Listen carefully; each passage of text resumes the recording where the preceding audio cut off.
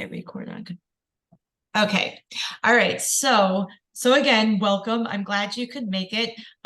So today I'm going to just touch a lot on the number one complaint that I personally will get from clients is exhaustion and extreme fatigue, just not being able to maintain the energy and the focus all day long.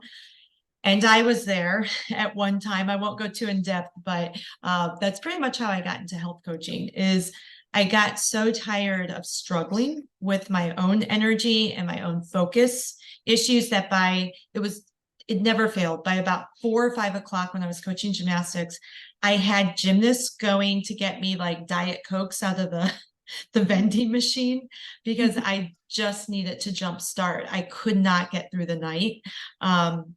And so it took a really long time for me to figure out, okay, how do you get sustainable energy? But once you get it, it's like a whole different world. It's like everything opens up and you experience life very differently. It's almost like I always say my lens to how I viewed life just changed. And so today I'm going to touch on, yes, foods that impact your energy, but I'm also going to touch on life factors that could be impacting your energy. So I'm going to just kind of go through the present. Okay, here we go. Here's somebody. It might be me. Oh, that might be you. On my iPad. Yeah, I'm trying to get in on my iPad instead of my phone. Yeah. Okay. Okay, sorry. No, totally fine. And so what my plan for the day is to, there you are. Yeah. I'm going to, if you could mute you so that it doesn't have that, let me see if I know how to mute, but my plan is to go through the presentation and then to have open floor for any questions you may have, which I can, some of the questions that you have in the Facebook group is great. And so it might give me an opportunity. Let me see if I need my glasses. Let me see. Oh, well, I can't. Typically it should, oh yeah, you're muted now. Okay, perfect. Okay, so yes, I'm going to screen share. There will be these handouts. Don't worry about taking notes. I'm going to send them to you so you'll be able to have them and read through them and go through this one little exercise. It's really easy when you have time and you can just sit back and digest it all. But it's going to be fairly general information today and not too in depth with people and perhaps their individual needs. So let me start it out.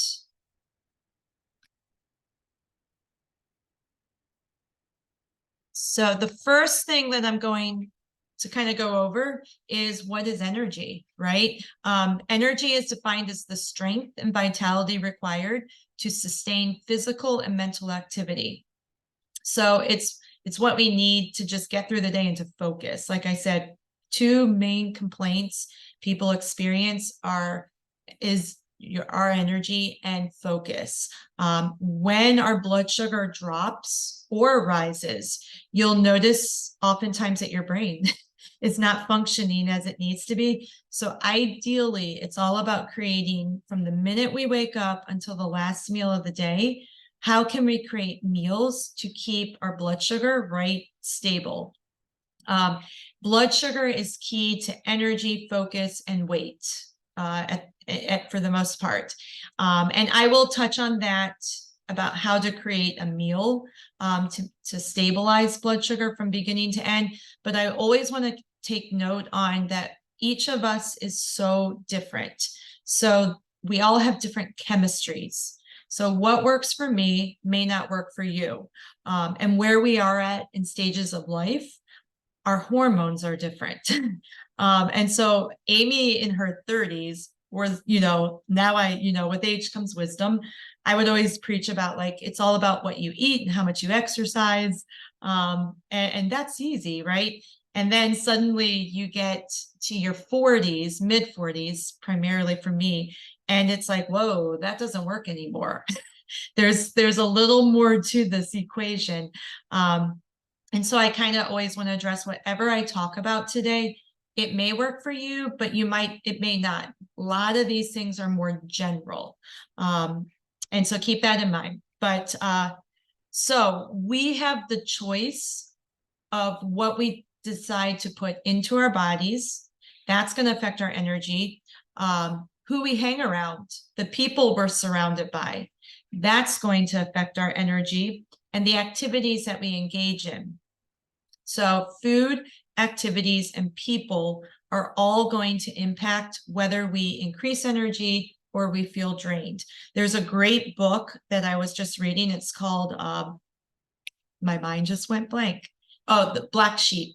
And it talks about establishing your core values, and that when you live your life in accordance to your core values, then you will find, and you make decisions based on your core values, you'll be surrounded by everything that inspires you and invigorates you. And that is so true. If I don't feel like I'm in an environment where I feel creative, I've just realized this year, my energy goes down and I feel very bored, and I feel like, oh God, my view on life will change if I'm surrounded by people who don't share that same energy that I'm looking for. And they're just not into the same things I'm in, perhaps. I'll notice my energy shoots down very, very quickly. So I could be eating the right foods for energy, but in my life, it might be my activities and people I'm surrounded by that will affect how I feel, right? So at the end of the day, we just want to feel alive. And we want to add, I like this phrase, it's my new phrase of the week, adding more life to your life. I think that's the ultimate goal, is to how can we add more life to our life, so that we feel fulfilled on all these different levels. And so that's what I wanted to hit on first. Energy is not just about the food, and food creates the energy. There's a lot more to it than what I'm going to talk about today. But if you can just hit on people, activities, and food, are going to have a great impact on your life. So with that being said, we want to start bringing awareness to, okay, so what does create energy? What brings us the energy that we're looking for? So Margie, you're in my 10-day group, or 15, I keep saying 10-day, 15-day group, and you've already noticed that I've talked about food journaling. So that's going to bring to light right away how food is impacting your energy and your mood. How do you feel 20 minutes after you eat? Do you feel alive, energized? Your focus is like super sharp, or suddenly are you feeling down? A good example for me was I've taken nuts and seeds out, nut butters, because I've been addicted to those. And I think the oil was impacting me in a really bad way in those nut butters. So I took them out for 2 months. I added them back in one day, sunflower seed butter, and within 20 minutes, my mood went down right away. And I was like, okay, this is a huge sign that I might be sensitive, because this food made me feel worse rather than feel better. So food journaling, and just journaling in general, start to become aware of what you do each day, and how your energy fluctuates throughout the day. What made you feel better? What made you feel less than better? Just what made you feel worse? And that's going to be your formula for how can you live life to your fullest. And not necessarily my plan, but you starting to become self-aware. And what should you start adding in? And crowding out is the phrase that we like to use. So with food, for instance, we want to crowd out the junk food with foods that are going to create health. But we don't want to do that all at one time. That's typically not realistic for most people. But it's learning just one little step at a time. Try something for a week, journal, see how it made you feel. Okay, now that's helping you. Okay, let's try something new now the next week. And so that's going to allow you to figure out what creates or drains your energy. We can gain energy by eating nurturing foods and drinking really good quality water, herbal teas and whatnot. but we also want to look at our life. So this is called the circle of life. And this handout will be sent in the email. So don't worry about doing that right now. But basically, this creates your health. All of this combined is what we call primary food. And there'll be another handout that I'm going to go over. It's called primary food because this together has even more impact on your health, your energy, than the food. Because when all of this is not in balance, the way you digest your food is not going to be optimal. So therefore, the food's not going to serve you, even if you're eating the healthiest food on the planet. If some of this is imbalanced, creating imbalance in your body, then you're still not going to feel the energy. So what you'll do with this handout, I keep going, is the further away you put a dot, and the handout will have like lines, but the further away, the better you are. The closer you are to the center, the more attention you need to give to whatever area is imbalanced. Because my biggest thing is the way we create health, we want to remove toxicities, correct deficiencies, and we create a body in balance.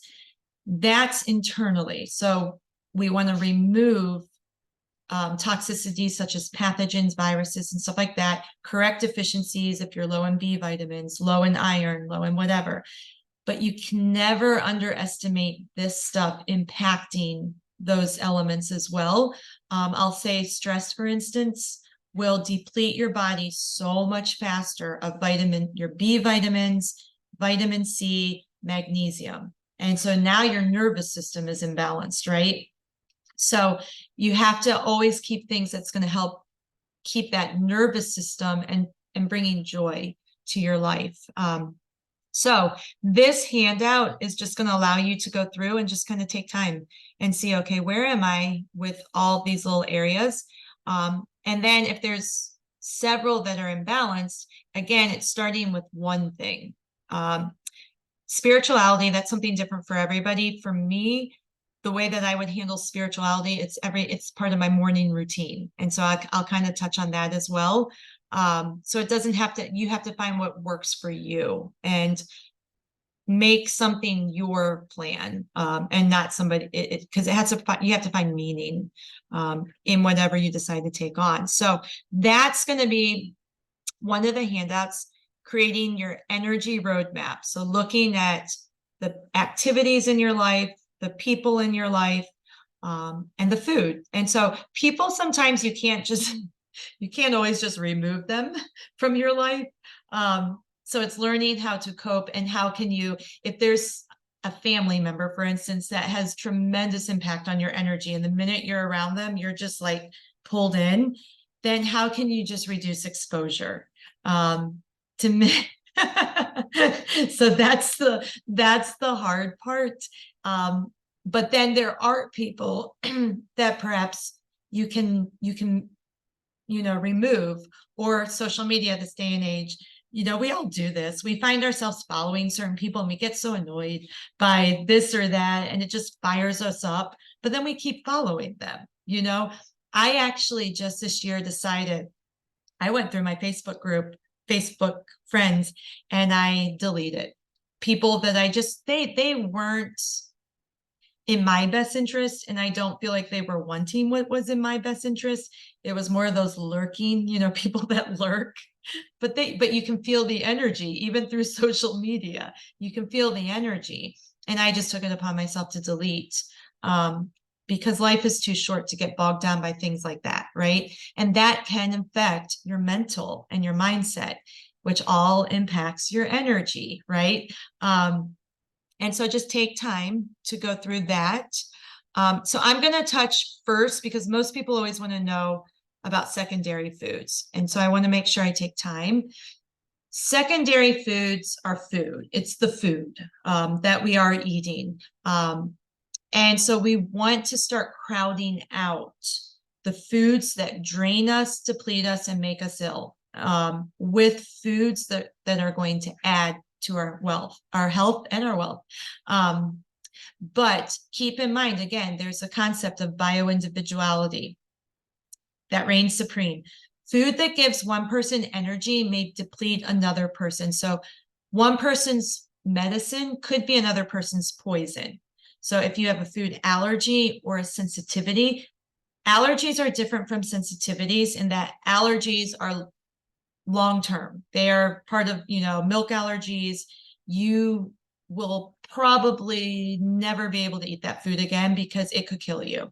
Sensitivities are different. They are foods that you become sensitive to that increase inflammatory response, but they're often due to other factors such as gut health, and they can go away with time. So understand food sensitivities are not lifelong sentences.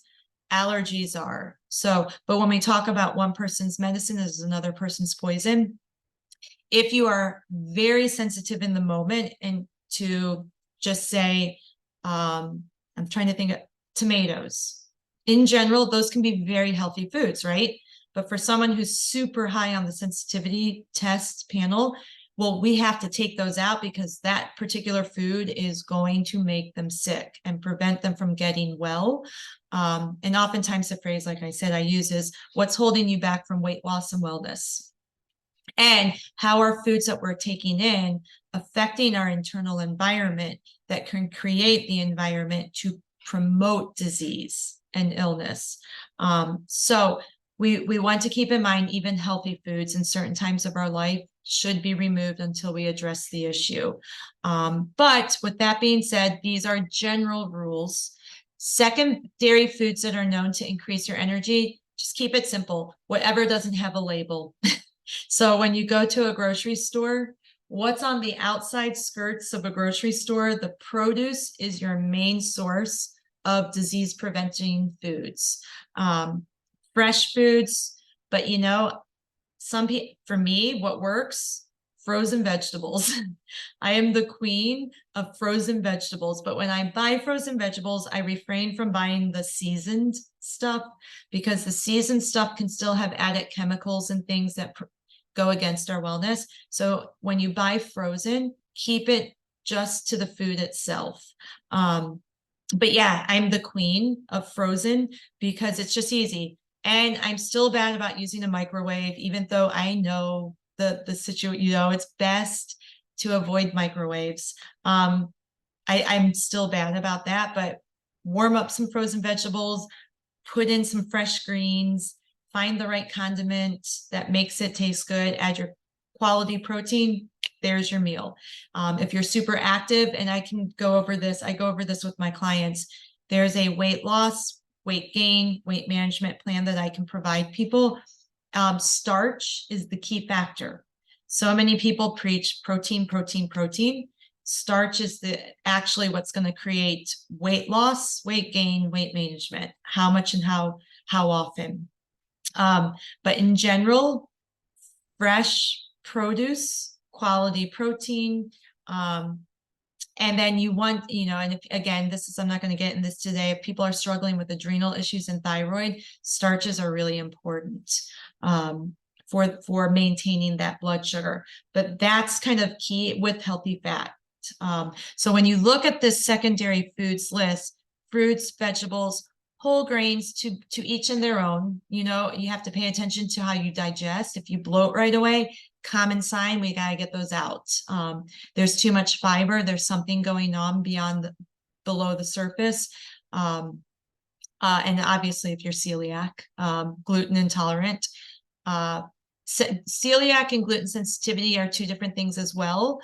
But 9 times out of 10, gluten sensitivity, again, it's just best. I recommend to everybody going as gluten-free as possible, simply because of the way we process things this day and age.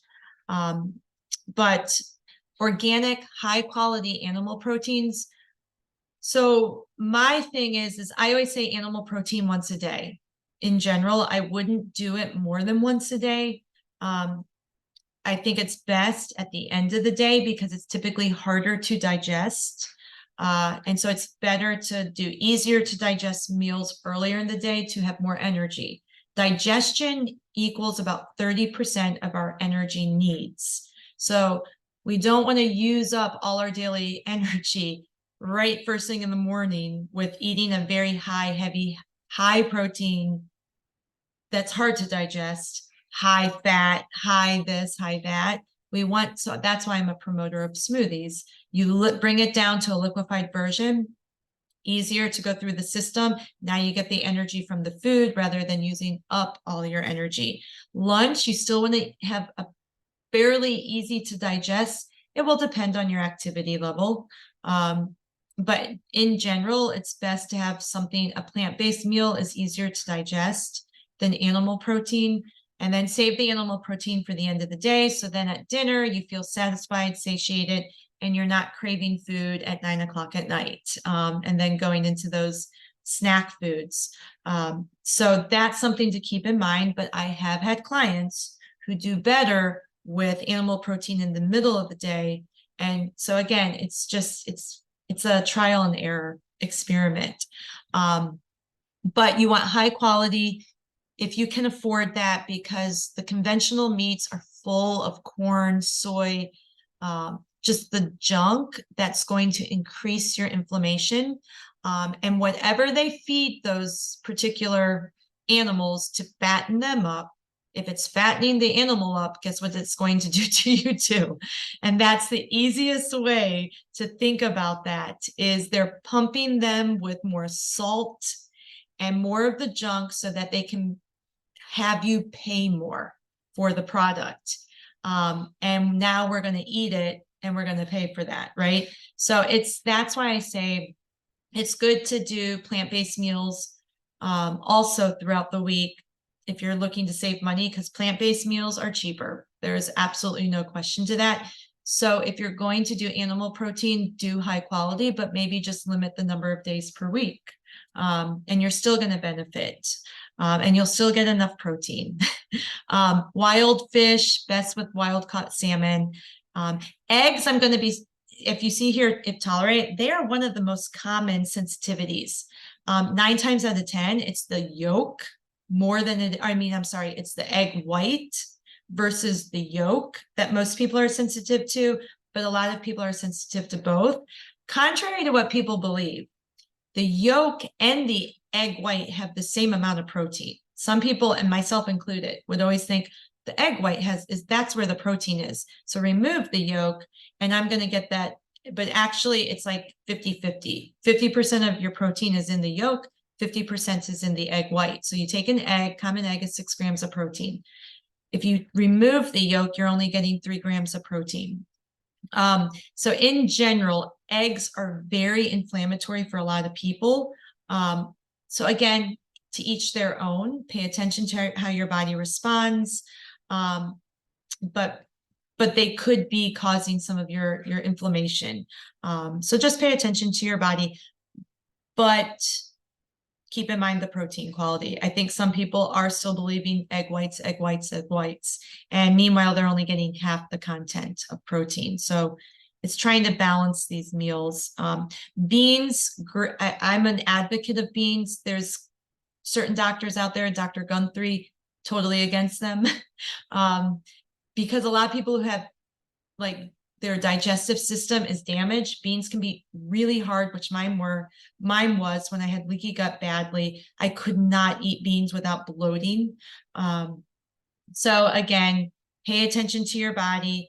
If at some point that you are experiencing bloat, you might just need to get down to what's going on. But I'll kind of let you look over a lot of these foods. Nuts and seeds, again, it just depends on the issue. Adrenal dysfunction, really exhausted, really burned out bodies can't handle those as well because they're so hard to digest. But in general, these are your good, high quality foods. Hemp seeds, chia seeds, healthy oils, just keep those down to extra virgin olive oil, coconut oil, avocado oil. And I'm trying to think, you want to avoid like sunflower oil, safflower oil, vegetable oils in general. Again, there's different people talking out there, but to each their own. I say just keep it Extra virgin olive oils are great for salad dressings with lemon and herbs and spices. So they're really good for salad dressings. Coconut oil is a little easier to cook in because it can handle a higher degree of heat. So it's not as damaging to the oil. But all of these at some point in time will depend on your digestive system. And if so, that's why I want you to food journal and pay attention to how it affects you. This is just common. The foods that are going to decrease your energy are processed foods. Processed foods, foods high in sugar, because the more chemicals we add to our chemistry, the harder it is to digest and break down. And it's just distorting our own internal chemistry over time. So just crowd out these foods and the decrease with these foods. Again, if you can do an overhaul, great. Most people cannot. It's about adding in one thing. And I think a good rule of thumb is start with a smoothie each day.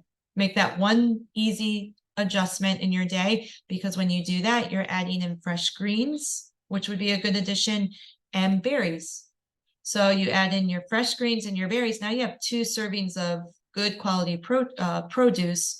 Then you get a good quality protein. I like protein powders, make it easier for me, but you can do I'm not a big fan of dairy because it's highly inflammatory to the body. But again, bioindividuality, but you could do like a non-dairy Greek yogurt or a dairy yogurt if it really is not inflaming you and swelling you. But I just find that I like protein powders because they have a little bit of that flavor.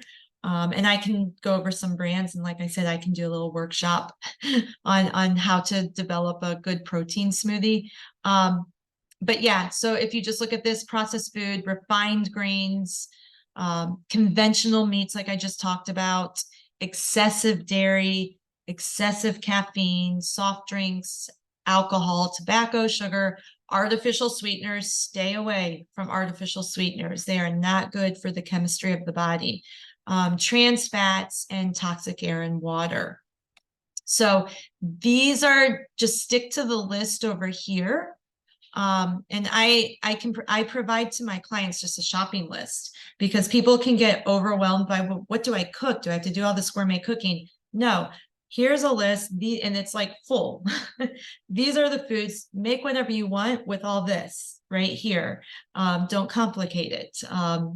And so that's the easiest way to help people, I think, in terms of getting them to understand what foods are going to promote their well-being. So that's secondary foods. Now let's talk primary food. This is the stuff that people don't really pay attention to. And it's that circle of life. It's going through and looking at, how are your relationships? Where I'm horrible is I haven't been investing into friendships as I've gotten older. And I think that's so key. And I've gotten really bad where we get caught up because, a lot of you who I know are from the sport, and all my friendships were people I worked with. So for me this year, not being in the sport and having coworkers that I'm collaborating with, and I go in and we talk shop, and they became my friends. I felt a huge void in this year. So look at your relationships, your work relationships. I left a work environment because I didn't have that best friend experience that I had previously experienced. So I knew the difference, and it wasn't good for me. So, you have to look at all those things because they do impact your energy.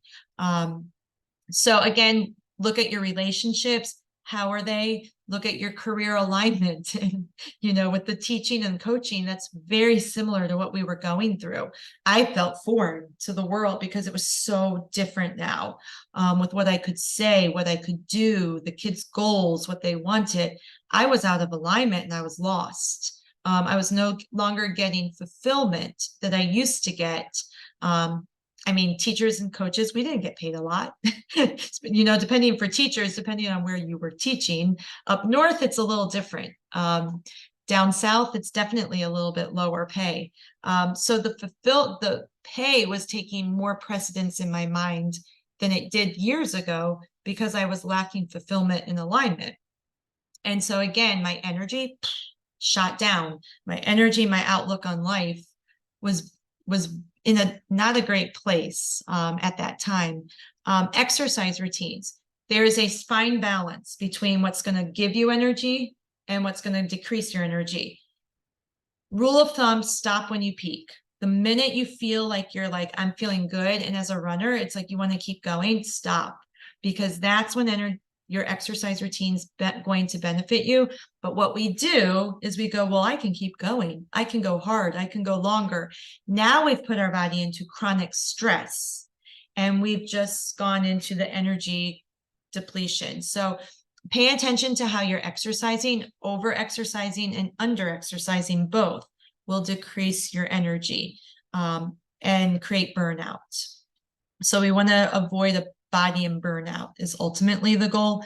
But we want a balanced activity level that is consistent. I think 3 days every other day is a really good rule of thumb, because we want to give our body time to recover and re-energize before we go through another routine that's going to like burn it out. Now, with that being said, on those days off, walking is key, because walking is going to still give you movement, still give you activity, and it's going to calm your nervous system when you walk in an environment that is calming. And that's ultimately our goal, is to get our body into a parasympathetic rest and digest state more time than we are in the sympathetic nervous system. But right now we have it reversed in our world. We're living in chronic fight or flight, and we're very little in parasympathetic nervous system. And that's why we aren't digesting food well and increasing our energy, because when we're in chronic stress and sympathetic, our digestive system shuts down and our reproductive system shuts down. Things that we don't need for survival shuts down. And when that happens, blood sugar increases. And I won't get into that today, but that's why a lot of people are gaining weight, and they don't know why, because they're like, I'm eating well, I'm doing all these things, why am I gaining weight? What's your state of stress? And that's what we need to adjust right now. Then we need to focus on that more so if that's the situation. Figure out, like, do you like to exercise alone or with a group? I'm a solo. Some people love the group. You have to figure that out. And find what you'll do. Find what you find enjoyment in, and what fills that soul, right? And everybody's different. And again, I touched on this before, a spiritual practice, whatever is for you, calming tools that engage the relaxation response, breathing exercises, meditation, yoga, religion, and or prayer. It's establishing these areas and where are they at, and just start becoming aware of what's pulling you down versus what's raising you up. Because this is going to have a huge impact on your nervous system. And you can put in the best foods, like I said, and do all those organic and this and that, and but if this is not under control, your body's under stress. Therefore, you're not going to utilize food in a way to optimize your wellness. You're still going to be struggling and suffering with something. And so this is just some tips. Take 1 day a week to do nothing. I know that's hard, but 1 day a week where you don't even have to get dressed. If you're lounging around all day, but you're not on a schedule and your mind just has space to just be. I don't know if you've ever paid attention to when you're on vacation, you probably notice that you could eat whatever you want and you never feel bloated, gross, heavy, because you're so relaxed and you're just feeling good. I've noticed that numerous times. Like, why is it when I'm on a vacation, I can eat more junk even, and it doesn't seem to sit in me and to make me feel poor, just that gross feeling. But oftentimes that's because we're just relaxed. So we're getting the best benefit from it. So take 1 day a week and find what makes you feel alive. No rush, no schedule. If being around a certain person is just that, what's for your soul? I can't think of Campbell soup for the soul. I can't think of the phrase, but hang around that one person, make it a weekly coffee date or something, walking date or something, but find something one day a week that truly feeds your soul. Go for the highest quality foods. And again, if it does not have a label, it's typically the highest quality. When it comes to eggs, pasture-raised eggs are what are best because they're not being fed the junk, again, to fatten them up. Grass-fed meat is the best, organic, antibiotic free. It gets expensive. Where I have found I tend to buy those salmon packets, wild caught salmon packets, because it allows me just to throw it into a meal without all the chaos. Easy, and it's still high quality. So go for high quality foods whenever you can. I know food is outrageously priced this day and age. But do the best that you can with what you can. That's ultimately the goal. Make every meal a ritual. I think this is another place is people are not on a schedule. And if you can get onto the schedule, you're going to fix your metabolism. So a lot of people who just go with coffee in the morning, and they're like, I'm not hungry in the morning. You either have a broken metabolism or you're eating too late at night. And so your food is still sitting in you and moving through the tract. But we need to fix that metabolism. So rule number one is always eat with your coffee if you intend to have coffee. So I always make a point to drink a smoothie before my coffee. Now, if you struggle with that being an option, I've encouraged people to put collagen peptides in their coffee because it mixes very easily. And will at least give you that little bit of protein. And if they can add something with just a dab of healthy fat, that will at least slow down the breakdown of caffeine in your system and avoid the blood sugar spike. But first thing in the morning, 20 to 30 grams of protein, smoothie, easiest thing. Because a lot of people go wrong when they don't do a morning routine in particular. And then they're starving. And then by the end of the day, they're eating way too much at one time. And now it's harder to digest, acid reflux, and I'll go in, there's more to that, like I said. So getting into the schedule that you're hungry every 4 to 6 hours. You don't want to be hungry every 2 hours because you want to eat a quality meal, carb, protein, healthy fat. No more than 1 to 2 tablespoons of a healthy fat, because again, it can be too much to break down. About 2 to 3 cups of produce at each meal would be ideal. 2 to 3 cups of produce, but start small if you don't do anything, 1 to 2 cups. Then protein would be roughly 20 grams per meal, but think of that as like a palm. If you're doing meat, a fist-sized palm. If you're doing plant-based, 1 cup, half a cup to 1 cup, depending on your weight loss goals and stuff. And this is where, when you work with somebody individually, you can kind of go based on their needs. But making a meal that will get you 4 to 6 hours is ideal because you want that food in your system to be completely out of your stomach before you add more food, or else now you're dealing with food on top of food on top of food. Fermentation, gas, bloat, slow motility. Now we have an issue with toxic buildup. So keep that in mind. So get into a routine that's going to allow you to do that as best as you can.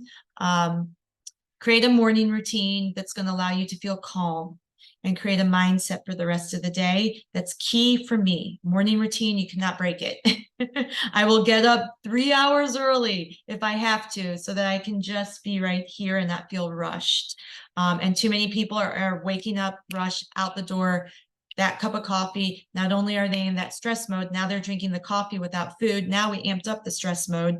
Now we're high cortisol. Now we're in fat retaining mode and not fat burning. So we want to get a morning routine that's just right here if possible. And then find a buddy for support. When Chris and I went through the 7-day detox, I had done it 7 other times alone. And I will tell you, with him doing it with me, it was so much easier, because there would be these times where I was like, we were both kind of in that, I'm kind of sick of the first 2 days are the only hard parts. And I was like, and at times when he wasn't doing it, it was much harder to get through that. first 2 days. But when he did it with me, it was just like, I couldn't believe how much easier it was. So I find very much value in a buddy for support. And so that's pretty much, and I'm going to send all of these in the email so that you can have those on hand. But at the end of the day, keep it simple. Food without an ingredient list is best if possible. The easiest way for me to think of that is, how can I get down to only, and it depends on how much processed food you're eating currently. But if you're eating like pretty much everything processed, how can you make one meal with no processed foods? And keep in mind, protein powder is processed. So I always factor that into my day. My goal every day now is no more than 3 things. But again, I tend to forget, like mustard's processed, salsa, because those are my condiments for my vegetables. But how can you use maybe one processed, no more than 2 processed things per meal, so that you can start crowding out? But I think ultimately look at each meal, 2 to 3 cups of produce, the protein amount, and then the healthy fat amount. And if you can fill that in, then you're going to have a better chance of good energy. So again, I will send you all this for you to look over. And that will be that. So that's the presentation part. I have just a few minutes, but if you have any questions, Margie, feel free, if I can answer. Well, it's funny because just the eye opener, like you were talking about when you said food, of course, I immediately go to anything edible. Because I Yeah, like yeah, anything edible. But the other that you were talking about plays a big part in it, is something to really think about. yeah. So, and it's like the journaling. I hate to write down what I eat. I absolutely can't stand to do it. And it's not so much that it's because, at the end of the day, I think, I ate a lot. It's just, it's not something that I feel like works for me. But the fact that now, instead of just writing down the food, it's why the food or how it makes me feel the food, that might be helpful. Yeah, and so I want to clarify, because you made a good point. I am not a fan of counting calories, counting macros. That's too much for me. Plus, it can create OCD, right? Around an issue. It's more about eat your meal. And if within 20 minutes, if you're not feeling well, it's like, or I would say just after every meal in 20 minutes, jot down how you feel. If you're feeling good, like you feel sharp, you feel on key, I mean, just take note of the meal, so now Right. those foods are helping you. I'm not talking about jotting down so that you can see for weight loss. I'm not a fan of that. Okay, good. I Okay. think it's teaching people more about food is going to support your well-being versus I just want to lose weight. I just want to lose weight. And we all do. We all want that. We all want to feel at a weight that we feel best, right? Right. But I will tell you, the best question to ask yourself in moments of quote temptation, because I hate that even too. But there's certain foods I know, like nut butters, I know they don't make me feel well, but man, I crave them. And so what I'll ask, big question to ask yourself with any decision in life, right? In 5 to 15 minutes, how am I going to feel after I eat this? Because that 5 minutes of just pure euphoria, and if it's going to make me feel depressed and like I just put on 15 pounds, is that worth it, Amy? That's what I'll ask Right. myself. Right. Is that really worth it? Sometimes it is, you know what I mean? Yeah. But again, Yeah. take note of when you're at a party and that cake is there, 95% of the time, if I eat it there, because I'm in a different environment and I might be more relaxed, I never feel a darn thing. It's that what we associate when we're doing it, when we tell ourselves we shouldn't, we shouldn't, we shouldn't. But there's definitely sensitivities that Right. if, right now, like my husband, he shouldn't be eating pasta. He is so gluten insensitive and he won't do anything about it. necessarily. And so to him, it's not important yet. He knows he's going to get psoriasis, inflammation and stuff, but to him, he's not at that point. But for me, it's like, there's certain things where I'm like, it's just not worth it. And so that's where I want the journaling to come in play. Okay. How does it affect your energy and your mood? Those are really the only two things that you need to focus on. Because then when you start to go like, I want to feel better, and you start taking ownership because you like how you feel. But honestly, most people's baseline health is like so low this day and age, they don't even know what it feels like to have sharper thinking. And Chris just said Sunday, we were walking, he goes, I have to tell you, when we were doing the actual detox, I felt so much better. And he was starting to think like fasting was the way to go. And I'm like, a daily 12-hour fast is very important to give your body time and liver. So from end of dinner to the breakfast the next day. But some people are fasting way too long each and every day, and that can really damage your metabolism as well. And again, each person's different. So I was like, don't go into this fasting mindset that the less you eat, the better you feel. But he took note that he felt better.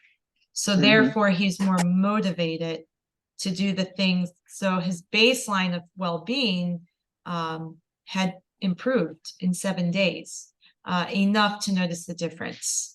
And that's the goal. That's ultimately the goal, because that's what's going to keep you going. If you're thinking like, oh my gosh, this is so long-term, how am I going to get through this? That's when you'll just talk yourself out of things. It's just literally just one little thing, see how you feel. Okay, I'm feeling better. Now I'm feeling a little bit better. So, and I wanted to take note in sleep, and then I'm going to have to get going in a second. With all this being said, it should have helped improve sleep. But sleep is the first step that if somebody's like struggling with weight, stress, all this, that's usually the first thing I try to get under control with people, because if you're not sleeping, it just turns those hormones that are designed to help with like leptin, ghrelin, insulin. Those particular things really affect appetite and weight. And with lack of sleep, those things get so off, your melatonin production, that now you're just craving energy and what you can get, and now you're going to crave the junk. That's going to give you, and that's where that vicious cycle comes into play. So sleep is so important in trying to get restful sleep, at that restorative sleep. So sometimes, like, if you have to take something to just calm the nervous system, that's natural. I always recommend that early on, because without good sleep. And that's where I struggle, because like I sleep, and I sleep a lot. I sleep, I sleep at least 8 to 10 hours at night, and then I sleep during the day. And most of my fatigue, though, and here's where I'm trying to figure out fatigue coming from diet, stress, chemo, 12 years, I'm trying to figure out where it all is in the big picture. And then sometimes, and I even said to my doctor, I feel like I sleep too much. And he's like, no, if you feel like you need to sleep, you need to sleep. Yeah, I think your body's recovering drastically from so many. You didn't have just like a little thing. You had and so he's very right. Your adrenals your body's probably really burned out. You're in burnout, and there's like figuring out, how do I start? Where do I start? Right. With trying to improve this. But I do think your gut health is probably tremendously impacted. So you may not be getting the nutrients that your body, for the nervous system, for all of this. And the sleep he's dead on. Like, when you're in adrenal dysfunction, you have to get the sleep, and you might need way more sleep than you realize. Then you're trying to I think some of these little habits are going to have a tremendous impact, because this stuff is going to support your adrenals, and it's going to support your thyroid, and it's going to support your recovery along the way. So it's definitely eliminating as much as possible those chemicals. so that Okay. you can build your body back up from a catabolic state, which is burnout, to an anabolic state. Okay. Your electrolytes might be super low, like your minerals, your magnesium, your calcium, and that's going to affect energy. So there's a lot more than this, I think, especially in your situation. But I would say start small with Right. like just trying to add in more high quality foods. I posted this up on my Facebook today. It's only been 4 days. She had gained 30 pounds in 6 months. Anyway, her main thing was weight loss, weight loss, weight loss, right? But with that being said, we started reducing gluten, dairy, sugar, and she already lost 4 pounds in one day because that was all inflammation. Wow. So again, it's amazing how we are living in so much toxic waste, whether we're eating it, the air, the chemicals we're putting on our body, that to remove toxicities, replace deficiencies, your body's going to rebalance. And so it's sometimes just starting with like what we did with her. It was literally 9 action steps that I have in this consultation. And she hasn't even gotten to the last 3. And she already experienced that with Wow. just some lifestyle changes. And so that's just goes to show how much toxins we're taking in and that are Right. Right. inflaming us from our body to our brain. So, Right. but stay in the group. I'm going to be posting, like I said, Okay. each day, things that Okay. might bring some awareness. And you gave me a good Mhm. idea. I'll do a smoothie thing that will, I have a presentation that will show Yeah. exactly, and I'll have to put that on my calendar. Okay. But yeah, reach out to me with any questions. And I would, I'm always here. I do have that free discovery session if you're open to that, and we can look at a time. It's a 60-minute consultation, in which you'll do a health history for me, and then I'll look through it and I'll give some tips to start applying. Okay. And so if that's something that interests you, absolutely. But otherwise, stay in the group, gain the Okay. information, and I will get this email out, and I have to remember to stop record. I don't know where. Let me stop sharing screen. Okay, yeah.